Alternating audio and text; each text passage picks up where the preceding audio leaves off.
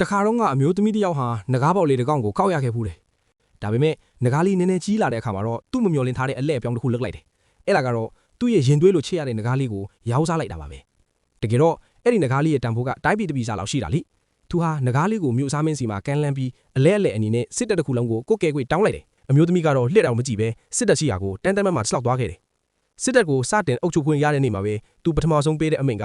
ဒီမြို့စဲကကျွန်းပိုင်ရှင်အားလုံးကိုတပ်ပစ်ကြဆိုတာပဲ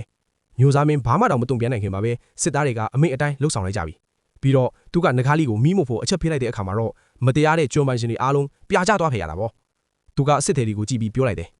မင်းတို့ထဲကထွက်သွားခြင်းတဲ့သူတွေအခုထွက်သွားလို့ရပြီဒါပေမဲ့ကျွန်းတွေကိုလွတ်မြောက်အောင်ကူညီခြင်းတဲ့ဆိုရင်တော့ငါ့နောက်ကိုလိုက်ခဲ့ကြတဲ့တရားမှထွက်မသွားကြဘူးအားလုံးကလှန်ကလေးကိုမြောက်ပြီးသူ့နောက်လိုက်ဖို့တစ္ဆာဆိုးခဲ့ကြတယ်ဒါဟာသူ့ရဲ့ပထမဆုံးစစ်တပ်ပေါ့သူဟာငကားထုံးကောင်ကိုဥဆောင်ပြီးဒုက္ခရောက်နေတဲ့သူတွေကိုကယ်တင်ဖို့ခရီးဆက်ခဲ့ပါတယ်ဒါပေမဲ့အချင်းကြာလာနဲ့အမျှငကားလေးတွေကတဖြည်းဖြည်းကျန်းတတ်လာတယ်အကြီးဆုံးငကားဆိုရင်အရေးခွင်တွေကတန့်ချက်ကားလိုမာကြောတာနီးဘသူစကားမှနားမထောင်တော့တနေ့မှာတော့တိုးချောင်းသားလေးတယောက်နဲ့သူ့အဖေကနန်းတော်ကိုရောက်လာတယ်